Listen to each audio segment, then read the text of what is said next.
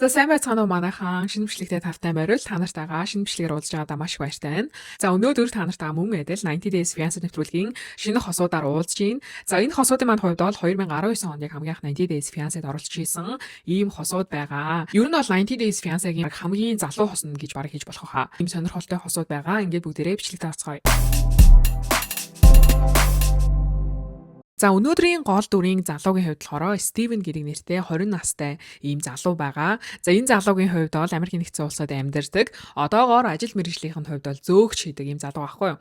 За ер нь бол яг амьдралаа заалгуулах гэж те зөөгч хийж байгаа ч гэсэн зөөгч ажилдаа дурггүй яахын аргагүй сургуулаа эрт хайцсан учраас энэ ажлыг хийж байгаа гинэ. За үргэлжлүүлээд Стивен өөрийнхөө талаар танилцуулахдаа нэлийн шоудах дуртай мэдээж залуу хүн юм чин те амьдрал нь ер нь шоунаас шоуны хооронд л ингэж өрөндөг байсан нэлийн орж гардаг шоуддаг залуу насаа бол нэлийн эдэлдэг ийм залуу гинэ. За тэгээд хүүхэд байхдаа нэлийн сахилгагүй, нэлийн болдоггүй хүүхэд байсан. Тийм ч учраас хүүхэд байхдаа нэлийн хит удаа баривчлагдчихсан, цагдаагийн газар очиж исэн. Тийм учраас ээж нь бүр ингээд хүүгээсээ залхаад те бүр ингээд үнэхээр зин засрахгүй, үнэхээр сахилгагүй байсан учраас хүүгээ бүр гэрээсээ хөөсөн гинэ.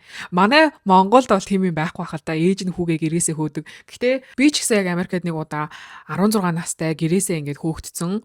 Ээж нь ингээд болохгүй юм хийгээд нэлийн болохгүй юм хийсэн шиг байна заяа сахилгагүй нөхөр тэгээд тэрнээс нь болоод ээж нь гэрээс нь хөөцөн яг тийм хүнтэй бол тааралцчихсан. За тэгээд Стивний ээж нь бол 16 настайд нь үнэхэрийн сахилгагүй байсан учраас бүр яаж сахилгагүйцсан болохоор бүр ээж нь гэрээс нь хөөсөн бүр бүүмэд гэрээсээ хөөгдөөд эмээгэндээ амьдарч хэлсэн. Эмээгэндээ амьдрахаас гадна найзуудындаа ингээд очоод нэг нэгээр нь хоног төөрүүлж ингэж шоудаж амьдарч байгаа нэг олон зүйлийг бол сураагүй. Одоогоор бол ингээд 20 настай зөөгч хийгээд явж байгаа. За Стивний хувьд бол ерөн зуны уйлралд далайн эрэг дээр өнжих дуртай гинэ. Далайн эрэг дээр очиод бикини өмссөн гоё наран шарлагын газар бие шарж байгаа охтуудыг хараад охтуудаар бол ингээд тоглоод хайдаг. Ер нь их юм болохгүй нөхөр байгаад байгаа байхгүй юу? За ингэж одоо охтуудтай уулзаж уучраач одоо бикини өмсөн охтуудыг харж явсаар 100 Ольга гэх нэртэй орос охинтой танилцсанаас хойш амьдрал нь бол бүр тэр чигтээ өөрчлөгдсөн гинэ. За Ольгагийн хувьд бол нэлээд хөөрхөн үзэсгэлэнтэй яг өөрийнхөөрөө хөгжилтэй. За тэгээд Ольгагийн одоо орос мөртлөө англи тийм акцентт нь бол нэлийн дуртай гэж байгаа. За энэ хоёрын хувьд бол хоёулаа Америк нэгдсэн улсад танилцсан. Ольгагийн хувьд бол миний ойлгосноор оюутнууд зуны амралтаараа Америкт очиод ажиллаад идэг нэг тийм хөтөлбөр идэг штэ. Work and Travel гэдэг. Work and Travel-аар Ольга бол Америк нэгдсэн улсад очсон юм шиг байгаа. Зуны 3 сар энэ хоёр бол хоорондоо сайхан үерхэд нөхөрлөөд ингэж байж байх үедээ үерхэд юрдөө сар гарan болсны дараа энэ хоёр бол Ольгаг жирэмсэн гэдгийг олж мэдсэн. Тэгээ Стивийн хувьд бол хэлэхдээ те Ольгатай анханасаа нэг тийм эхнэр нөхөр болъё гэж бол биш те. Ер нь бол зуныг гой өнгөрүүлээ хамтдаа гой хөгжилтэй гэж байсан боловч Ольга гэдэг тэр охин нь бол жирэмсэн болсон. Стивийн хувьд бол тэгээ бодно шүү дээ. Одоо яана дайлын охин жирэмсэн болгочлаа гэж бодоод авахуулах уу яах уу гэж бодсон ч гэсэн Стивийн хувьд бол өөрөө аав гүйсэн учраас ер нь аавтайгаа хийж чадаагүй. Тэгээ аав нь бол 7 настайд нь чихрийн шижин гэдэг өвчнөөр нас барсан байна. Тийм учраас аавтайгаа хийж чадаагүй зүйлсийг хүүтэйгаа хийя. Мэдээж одоо энэ хоёрын хувьд бол хүүхдээ гаргахаар шийдээд за гэтэл нөгөө Ольгагийн визнийх нь хугацаанд дуусаад зуны 3 сар байх хугацаанд дуусаад мэдээж Орос улс руу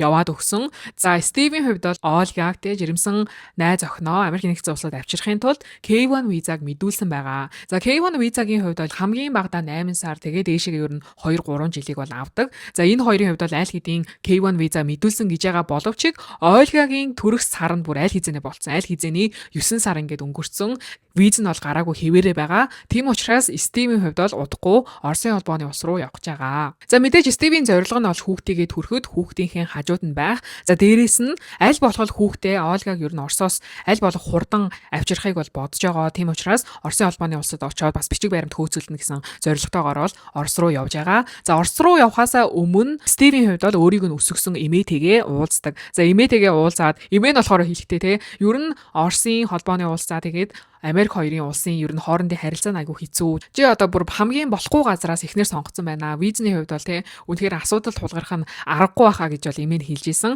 За Стивийн хувьд бол ер нь эмээтэйгээ уулзсан зорилго нь юу байсан бэ гэхлээр эмээдээ одоо өөрийнхөө аавын нэрийг хүүдээ өгөх гэж байгаа. Аавынх нь нэрийг Алекс гэсэн үү те. Тэгээ хүүдээ бол те яг одоо аавынхаа нэрийг өгч байгаа гэж бол эмээдээ хэлдэг. Эмээ нь бол бүр тэрийг сонсоод үнэхээр их баярлаад бүр эмээ нь бол уйлсан. За ингээд эмээдээ баяртай гэж хэлээд Стивийн хувьд бол Орос руу явах одоо бэлтгэлээ ингээд хийж байгаамаа. За ер нь Стивийн хувьд бол Америк нэгдсэн улсаас өөр газар руу ерөөсөө явж үзэж байгаагүй. Оросд очоод одоо яана те орос хэл мэдэхгүй, дээрэс нь Оросын талаар ямар ч ойлголтгүй. Ерөөсөө Оросын талаар мэддэг ганц юм нь мэдээж Ольга, нөгөөх нь болохоор Орос айгу хүйтэ өвөлтэй гэдгийг л мэддэг байсан гэж байгаа байхгүй. За ингээд онгоцондоо суугаад Оросын холбооны улсад очдог байгаа. За Стивийн хувьд бол яг өөрөө Ольга руу очих замаа олох ёстой байсан байхгүй юу? Ольгагийн хувьд болохоор яг Москвад байдаггүй, арай өөр хотод байд юм билээ. Тийм учраас Москвад газар даад галт хэрэг аваад тэр өөр газар руу Ольга дээр очих ёстой. Тэгээ Стив бүр Оросд очоод Москвагаар бүр нилээн төөрөөд нилээн явж л одоо галт хэргийн буудлаа олж очдог. Тэгээ галт хэрэгэндээ суугаад нилээн хитэн цаг яваад өөр хотод очоо. За тэр хотод нь Ольга өөрийг нь тосож авдаг. За энэ үед бол яг нэвтрүүлгийн багийнхны зүгээс Ольгагийн танилцуулгыг бол хүргэдэг байгаа. За Ольга бол өөрийгөө танилцуулахдаа 20 настай. Стив бид хоёрын хувьд бол ер нь хоёулаа өнчөө өрөөсөн хэцүү амьдралыг бол үзсэн. Тийм учраас би ерөөсөө өнгөрсөн амьдралынхаа талаар ерөөсөө ярмааргүй байна. Өнгөрсөнд болсон зүйлийг өнгөрсөнд нь үлдээгээд одоо ерөөсөө хүүхдээ одоо сайн сайхан өсгөх те ирээдүйдээ анхаарлаа төвлөрүүлье гэд ер нь Ольгагийн хувьд бол өөрийгөө нэрийг танилцуулсан гэхээс ерөөсөө те өөрийнхөө тийм амьдралын талаар өөр босод зүйлсийн талаар ерөөсөө танилцуулдаггүй. За ингээд энэ хоёр маань Ольга Стив хоёр маань те хоорондоо маш баяртайгаар бол уулздаг. За Ольгагийн гидс нь бол бүр аль хизээний маш том болсон. Стив ч мэдээж тэгэл гидсийг нь бариад айгу гайхаад тэврээл үнсээл энэ хоёр бол маш хөөрхөн уулзалдаж байгаа нь бол харагдчихсан. За ингээд Ольга Стивийг бол ингээд гэртээ авчираа. За Стив ерөөсөө гэрт нь оронгуутаал бүр гэрийнх нь хамаг юмыг үзэл хөргчийг нь үзэл энд одоо идэж явах юу вэ? Хаана юу вэ гээл те. Тэгээд өөрийнхөө хүүхдэд авчирсан тэрийг одоо тоглоом энтрийг те Ольгад үзүүлээ. 7 хүрхгүй хоногийн дараа Ольгагийн төрөх хоног нь төгсөн учраас энэ хоёр бол ингээд төрөх хоногоо хүлээж байгаа. За тэгээд дараагийн өдөр нь Ольга Стивийг дагуулад энэ хоёр маань хүүхдийн дэлгүүр рүү явдаг байгаа. Дэлгүүрт ороод үнэхээр юу авах вэ мэддгүү заяа. Энэ хоёрт бол ингээд зөвлөөд өгөх те. Энэ нь ингэдэг шүү, тэр нь тэгдэг шүү, ийм зүйл хэрэгтэй гэдгийг зөвлөөд өгөх. Ерөөсөө хүн байхгүй юу? Тэг хоёулаа айгу залуухан, жоохон яхаа мэдгүй. За ямар ч л байсан хүүхдтэй хэрэгтэй зүйлсүүдийг ингээд харж агаад авъя гэд. Тэгээ Ольга ч те энийг авъя, тэрийг авъя гэд ингээд яваад исэн чинь Стив айгу нарийн заяа.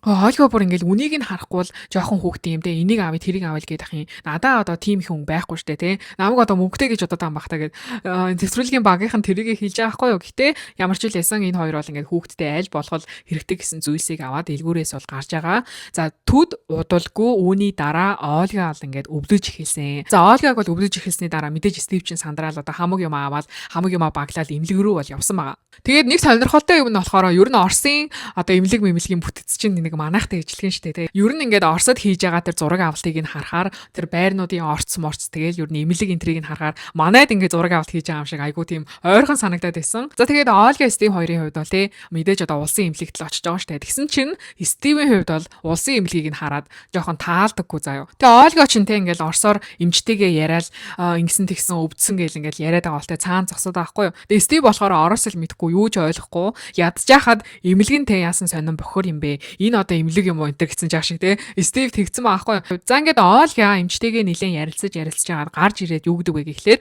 за одоо өнөөдөр шөндөө бид хүрэхгүй юм шиг байна. За тийм болохоор одоо миний хувц хонорыг энэ ч үлдээгээд намайг үлдээгээд чи одоо ингээд яваа гэдэг байхгүй юу. Тэгсэн чи Стив айгу гайхаад би одоо энэ ч үлдэхгүй мө чамайг түргэж яхад би энэ ч байхгүй мө гэсэн чи энэ дотор ерөөсөө орж болохгүй энэ ч ерөөсөө түргэж байгаа эмэгтэйчүүд орноо. Чи одоо өнөөдөр шөндөө яваад өглөө хүрээд ирээ гэдэг байхгүй юу. Тэгээ Стив нилээн гайхаад одоо ямар сони юм бэ? Ягаад аавыг нь оруулдаггүй болоо гэж нилээн гайхаад ингээд буцаад гэрлүүгээ явж байгаа. За ингээд маргааш өглөөн нь мэдээж ил Стив ч одоо буцаал төрөх хэмлэг дээр хүрээд ирэн штэ. Тэгээд Ольга ч гэсэн одоо төрөх тасаг твдсэн, удахгүй төрөхт өгцөн. Тэгсэн чинь аав нь мэдээж төрөх үед нь орж болохгүй. Орохын тулд заавал одоо эмнэлгийн даргаас ч гинөө, эмнэлгийн тэр том эмчээсэн ч гинөө ингээд зөвшөөрөл авах хэрэгтэй гэж аахгүй юу.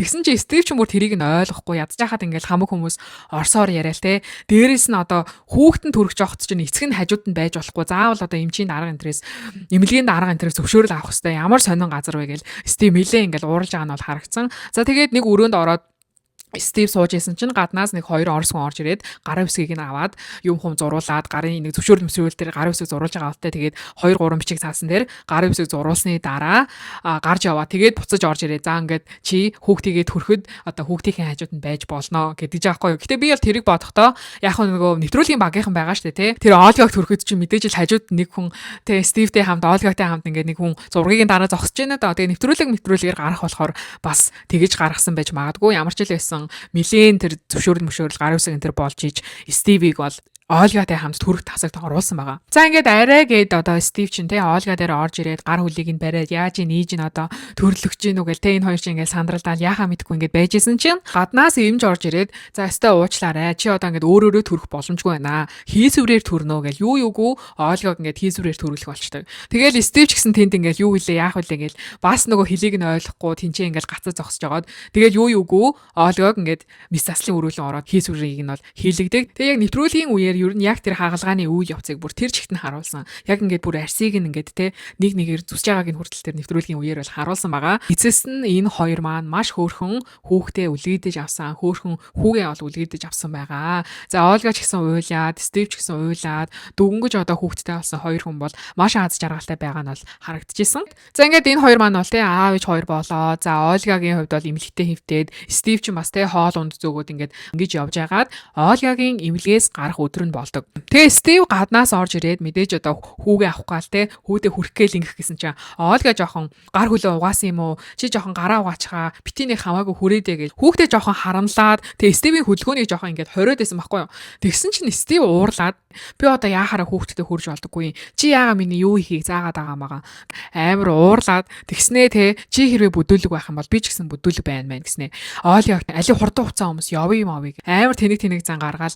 Тэгээ Олга ч бити уурлаад байл да би одоо ингээд ойдол тавиулсан хэцүү байж тээ гэж хөрх юмтаа ууралцсан гэ Стивийн араас ингээд явж байгаа байхгүй юу. За ингээд энэ хоёр машиндаа суугаад гэрлүүгээ явж байгаа үедээ ч гэсэн хэрэлцээр л байдаг. Би хүүхдтэй хүрх хэсгээ өөрөө мэдчихээн. Чи бити ингэж наадтай бүдүүлэг харьцаад ээ. Хэрвээ чи юм хэлмээр байгаа бол дандаа араас нь please гэдэг үг залгаж хэлжээ. Тэгэхгүй бол айгүй юм тушаасан юм шиг айгүй бүдүүлэг сонсогдоод байдаг гинэ. Энэ хоёр бол ингээд те хэрэлдэн байран гэртээ бол ирдэг. Гэхдээ энэ хэрүүл бол үнэхээр баг хамгийн анхны хэрүүлнээсэн заяа. Энэ өдрөөс хойш бол дандаа хэрүүл. Энэ хоёрын хэрүүл нь бол айгүй тийм жоохон сэдв заяа. Гэхдээ ихэвчлэн дандаа тийм соёлын ялгаа, тийм нэг юм өсөж төрсэн газрын нэг юм өөр зүйлс байгаад байхгүй юу? Жишээлх юм бол те дараагийн өдөр нь яг ингээд энэ хоёр цэцэрлэгт хүрээлэн дүү яваад хүүхдээ салхилуулах гэсэн чинь Олга болохоор Стив хэлэхдээ би ингээ хүүхдээ өвөр дээрээ аваад арын суудал дээр явчихъя зүгээрээ гэсэн чинь Стив болохоор үгүй би хүүхдээ заавал зориултынхан суудал дээр авч явнаа чи юу яриад байгаа юм бэ тийм өстой байхгүй гэд энэ хоёр ингээ баахан хэрэлж байгаа байхгүй. Тэгээ Стив ч Олгаг уурлуулад хүүхдээ уйлуулад бөө юм болоо гих мэдчлээ иймэрхүү жижиг сажиг юм соёлын ялгаан дээрээс айгүйх уурж исэн. Дээрээс нь Стив бас айгүй сонин залуу байсан заяа. Стив ч ингээ хэдийгээр яг ингээд хүүхдээ асраад Оросод ингээ хил ус мэдгүй ч гэсэн те дэлгүүр хоршоо ороод эмийн сан ороод мэдээж л одоо хүн л юм чин эхнэр хүүхдтэй хэрэг болж байгаа штэ. Гэхдээ нөгөө талаараа Стив бүр амар токсик залуу байсан заяа. Стив ингээл гаднаас орж ирээл тэгсэн чинь Олга хөөрхөн амтан те ингээл тэр чинь дүнгэж хийсвэр хийлгцэн юм ойдолтой хүн штэ. Тэгэл ингээл хүүхдээ хөөрхөн амтан арай гэж аваад ингээд байжсэн чинь Стив гаднаас орж ирснэ. Яа чи ерөөсөө ингээд намайг ингээд гаднаас орж ирэхэд дандаа үнсдэг байсан. Тэгээд үнсээ дандаа ингээ хайртай шүү гэж хэлдэг байсан болчихчээ. Тэгэл намайг ингээд чамд ямар нэг юм хийж өгөхөд ингээ чи дандаа баярлаа ингэж баярлаж талархснаа илэрхийлдэг байсан. Тэхээ ерөөсөө болсон байна. Ер нь хүүхдтэй болсноос хойш ингээ бит хоёрын харилцаа бүр амар өөрчлөгдсөн байна гэж бүр Стив чин те Олгаг бүр айгүй хэцүү байдалд оруулаад чи айгүй өөрчлөгдсөн байна. Чи хүүхдтэй маш их анхаарал хандуулж байна гэдэг аахгүй юу. Тэгээд дөнгөж төрсэн хүүхдтэй анхаарал хандуулахгүй одоо өөр хин анхаарал хандуулах вэ? Стивийн хувьд болохоор ингээд Америкт нэг өнгөрүүлсэн зуны 3 сард бүр амар гоё байсан. Хизээж хаанч байгаагүйгээр бүр ингээд Олгатай те хайр дурлалаа умбаад ингэж байжсэн чинь тэр зун нь дуусаад тэгсний дараа ингээд нэлээд хэсэг хугацааны дараа нөгөө хайртай эмэгтэйтэйгээ уулзсан чинь төрөөд те ингээд сэтгэл санаа нь өөрчлөгдөөл хүүхдтэй анхаарал тавиад тэр нь Стив юусоо таалагдахгүй гэж аахгүй. Би ингээд угаасаа хүүхэд байхасаа манай гэрийнх нь надад юусоо анхаарал хандуулдаггүй байсан. Хинч намайг ингээд хайхардаггүй байсан. Тэгээ намайг хайхардаг, намайг хайрладаг ганц хүн нь Олга гэж бодсон чинь Олга одоо ингээд надад юусоо анхаарал хандуулахгүй байна. Намайг юусоо хайрлахгүй байна. Өмнөгшгөө юусоо байхгүй байна гэдэг аахгүй юу. Ер нь бол Эхнэр нь одоо дөнгөж төрсөн, дөнгөж жоохон ялах биетэй бол Стив одоо те намайг хайрласангүй гэхээсээ илүү өөрөө хамгийн их одоо хайрлах хэвээр хайрлах хэвээр үеийн үедтэй тэгсэн чинь жоохон хүүхчийг шалчганаад байгаа хгүй. Тэгээ энэ хоёрыг ингээд харахаар нөгөө unexpected гэдэг нэг шоу байдаг шээ те өсвөр насныхны яг тэр шоу шиг санагдсан заа.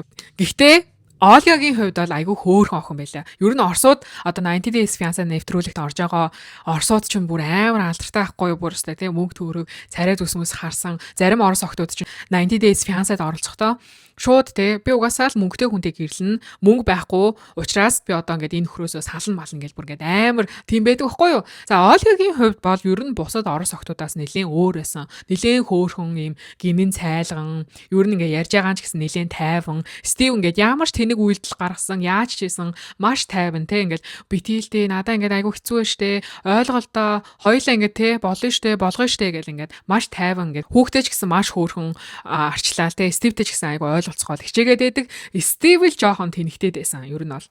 За Стивийн хувьд бол мэдээж Оросын холбооны улсад ер нь 2хан сар байх мөнгө олоод ирсэн. Нилээ ингээд одоо Ольгаг жирэмсэн байх хугацаанд нь ажиллаж яагаад яг одоо хүүхдэд төрүүлэхээс нь өмнө ирсэн. За тэгээд хүүхдэд төрүүлээд 2 сар л амьдрахад хангалттай тийм бол мөнгийг Америк нэгдсэн улсад олоод ирсэн. Одоо бол 2хан сарын дараа мэдээж одоо мөнгөнд дуусаад буцаад Америк руугаа явна гэж бодож байгаа. Тэрнээс өмнө хүүхдийнхэнч тэр Ольгагийнч тэр бичиг баримтынх нь хөөцөлдөх ёстой учраас Стивийн хувьд бол Оросд өмгөөлөгчтэй уулздаг байгаа. За Орос өмгөөлөгч бол Стивид юу гэж хэлсэн бэ гэхлээр ер нь бол тэ Стив өөрийнхөө хамаг нөхцөл байдлыг хэлээд хүүхэд маань ингээд дөнгөж төрцөн. Эхнэр маань тэ ингээд K1 визагаа ингээд мэдүүлж байгаа гэх мэтчлэн зүйлсийг бол өмгөөлөгчтэй ярьсан. За өмгөөлөгч нь бол юу гэж хэлсэн бэ гэхлээр мэдээж хүүхдийнх нь бичиг баримт аав нь Америк хүн учраас айгүй хурдан бүтчихнэ гинэ. Хүүхдийнх нь паспорт нь. Гэхдээ Ольгагийн одоо тэр виза нь Америкийн виза нь бол ерөөсөө хэсэг хугацаанд гарахгүй байхаа. Яагаад гэвэл ер нь 19 оны үед 20 оны үед бол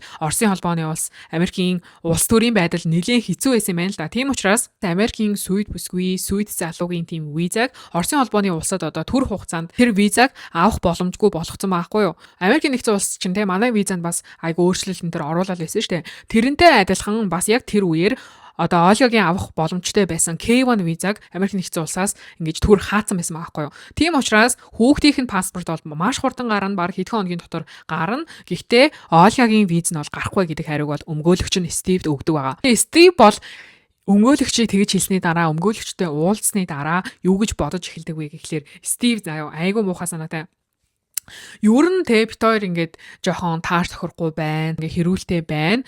Тэгээд Ольгагийн виз нь хэсэг хугацаанд гарах боломжгүй байгаа учраас би ер нь хүүхдээ Америк нэгдсэн улс руу аваад явъя гэж бол бодож эхэлдэг. Гэхдээ энэ талаараа Ольгад бол ерөөсөө хуваалцдаггүй. Ольга дээр ирээд бүх зүйлийг бол ярьсан те. Хүүхдийн маань виз нь гарна гэж байна. Гэхдээ чиний виз бол хугацаа авна гэж байна. Тэгээд энэ хоёрын хувьд бол одоохондоо нөгөө Москвад биш арай нэг өөр хотод байсан шүү дээ те. Тэгээд Америкийн одоо элчин сайдын яамнаас хүүхдийн бичиг баримтыг авах гээд энэ хоёр маань Москва руу бас ингээд явдаг байгаа. За Москвад очоод Ольгагийн одоо хамгийн сайн найз болох нэг найзтай нь бол уулзсан. Тэр найз нь бас айгүй хөөрхөн. Ер нь бол Ольга шиг сэтгэлтэй хөөрхөн найз байсан. Тэгээд Стивтэй болохоор те тэр Ольгагийн найз нь ярилцахтаа ингээл миний найзыг одоо хайрлж аваарай, хасай халамжлаарай гэдэг Стив энэ тэр захиал Стивтэй ярилцж байгаа нэг тийм хэсэг бол гарсан. За энэ үеэр Ольгагийн найз нь те ер нь бол Ольга Стив хоёрын те хоорондоо жоохон маргаантай байгаа. Хиг ёг хийгээд байгаа гэдгийг нь бол энэ үеэр нь бол найз нь олоод харсан байхгүй юу. Тэгээ найз нь бол те Стивээс нэг асуултыг бол асуудаг. Ямар асуулт вэ гэхлээр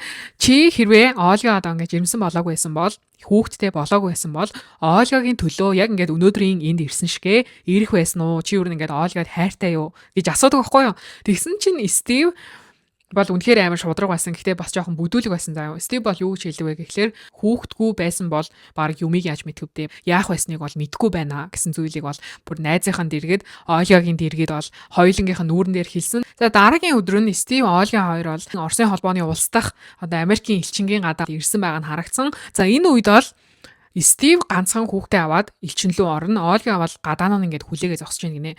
Тэгээд Ольга тэгээ асууж байгаа штэ яагаад ингээд ганцхан хүүхдийг мань аваад орж байгаа юм бэ?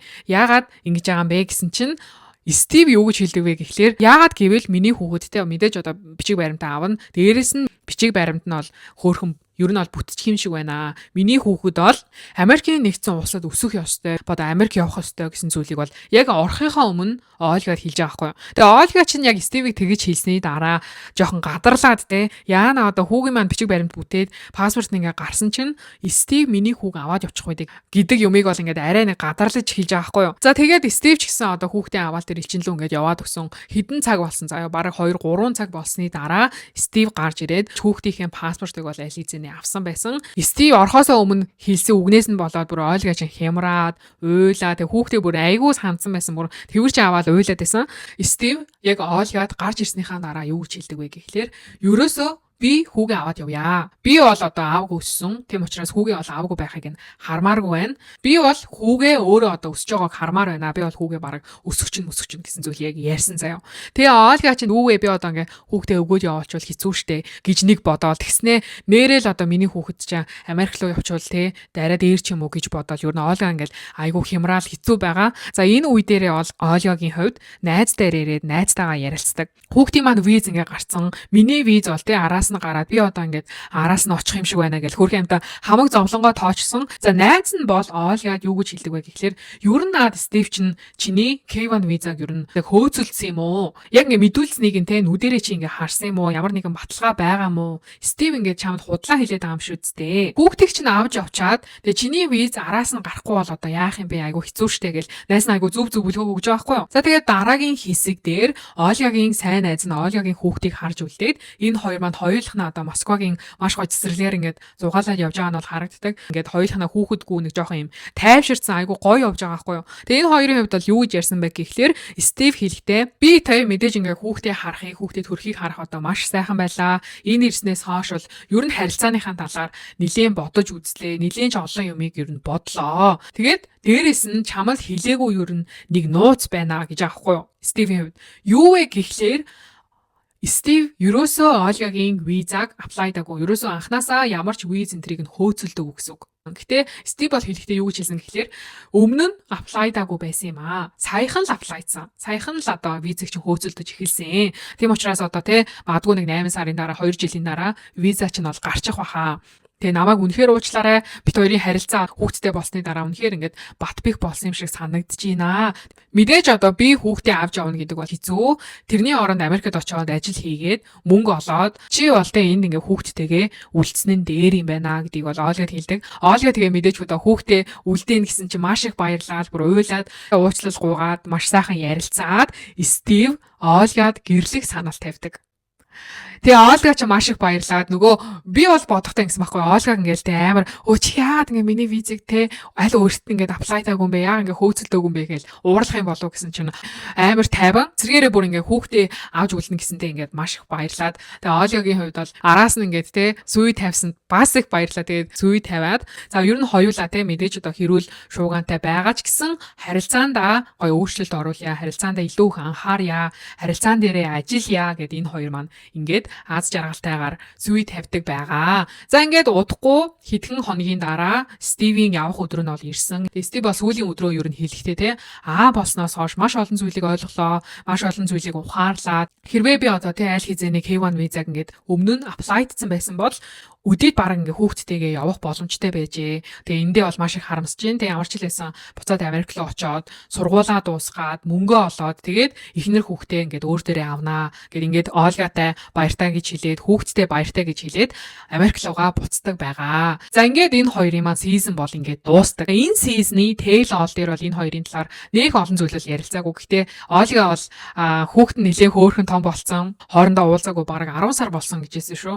Нэг ярилцсан зүйл нь хөтлөгч нь бол Стивээс юу гэж асуусан бэ гэхлээр яагаад одоо Ольгагийн визаг аль хэзээ бүгэлжөөгүй юм бэ? Аль хэзээ аплайдаагүй юм бэ гэсэн чинь ерөн санхүүгийн одоо байдлаасаа болоод тэр визыг нь аплайдаагүй маа. Угаасаа K1 визаг аплайдахад бол мэдээж тодорхой хэмжээний мөнгө бол зарцуулагддаг. Тэгээд санхүүгийн байдлаасаа болоод K1 визаг бол аплайдаагүй байсан гэдгээ тэл оол дээр хийсэн. За ингээд ерөөсөө жинхнээсээ энэ сизон бол дууссан байгаа. За сизон дууссаны дараа за энэ хоёр маань 2019 онд бол хоорондоо гэрэлсэн. За ердөөсөө 1 жилийн дараа 2020 онд нь ер нь бит хоёр ингээд тусдаа байгаа. Түр хугацааны салалт хийсэн гэдгээ бол сошиал медиа дээрээ мэдэгдэжсэн байлаа. За тэгээд Дараа нь дахиж нийлээд энэ хоёр маань маш хөөрхөн охинтой болсон. Тэгээ аз жаргалаа маш сайхан амьдарж яагаад 2024 онд энэ хоёр маань албан ёсоор салсан байгаа. За албан ёсоор салснаа бол мэдээж сошиал медиа хаяг дээрээ бол нийтэлжсэн. Энэ хоёрын салсан шалтгааныг бол угаасаа Стив гэж одоо олон нийт бол дүгнээд байгаа. За яагаад Стив гэж дүгнээд байгаа вэ гэхлээр ер нь Ольгагийн сошиал медиа дээрээ хуваалцсан, сторинууд дээрээ хуваалцсан зүйлсүүдээс болж байгаа байхгүй. За Ольга бол Стив ер нь те аавынхаа үүргийг маш бага гүйцэтгэдэг одоо гүйцэтгэдэггүй шахуу те ер нь бол маш хариуцлагагүй байдаг аа. Энэ талаараа бол сошиал медиа дээр бол Ольгагийн хувьд хэд хэдэн удаа хуваалцж байсан. Тэгээ эндээс нь харах юм бол те мэдээж Стивийн хувьд бол маш муу аа байсан, муу нөхөр байсан. Тэгээ хүүхдүүдээ бол хайхардаггүй те Ольгаг бол маш их буруутгадаг байсан гэх мэтчлэн зүйл нь бол одоо Ольгагийн сториноос нь харагдаж байгаамаа. За ингээд эцэст нь энэ хоёр маань 2024 онд бол албан ёсоор салсан байгаа. За албан ёсоор салсныгаа бол бас л сошиал медиа дээрээ өөрсдийнхөө сторигоороо харуулж байсан. Маш олон хүн энэ хоёр руу бол тэ тоо хоёр ер нь хിവэрээ юу, тоо хоёр хамтдаа байгаа юу, цугтаа байгаа юу, салцсан уу гэх мэтчлэн асуултуудыг ер нь аягүй явуулж исэн байлээ. Тэгээ энэ хоёр ч гэсэн хоёулаа аль аль нь бит хоёр тустай байгаа. Хүүхдүүдээ бодсон тэ. Хүүхдээ нэгдүгээрт тавиад хоёулаа ер нь тустай байсан зүгээр юм байна гэсэн шийдвэрийг Ольга одоо Стив хоёрын хувьд бол гаргасан гэдгийг өөрөө өөрсдийнхөө сошиал медиа дээр бол хуваалцж байсан. Тэгээ Стивийн хувьд бол одоогоор ерөөсөө сошиал медиа дээр те Ольгагийн тэр бүх хамаг зураг мураг хамаг юмыг ингээд устгаад ерөөсөө л яг өөрийнхөө амьдралаар ингээд амьдарч байгаа юм байлээ. За тэгээ Ольгагийн хувьд бол яг сошиал медиа маркетингаар бол нэлийн ажиллаж байгаа юм шиг байлаа Америк нэгдсэн улсад.